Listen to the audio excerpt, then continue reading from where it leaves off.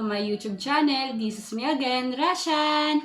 And for today's video ay kasama ko ang aking pet na si Wangja. And gagawin namin ang daily routine namin. So, ayun guys. So, dyan lang kayo. Enjoy watching! So, ayun guys, for today is kasalukuyang 11 o'clock AM na. So, time na ni Wangja para kumain. So, ito ay mixed veggies na may chicken kasi matanda na si Wangja, kailangan niya na ng masustansya sa katawan niya. So, lagyan na natin sa kanyang bowl.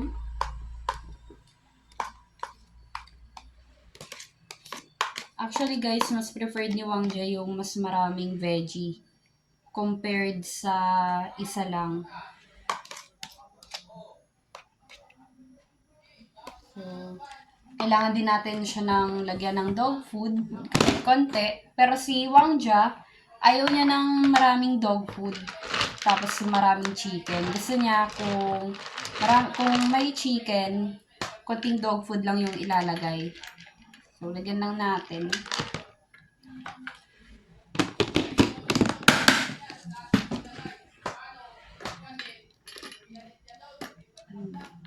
Minsan, mas masarap pa talaga yung pagkain ng aso kaysa sa tao. Ayan, guys. So, okay na ang food ni Wangja.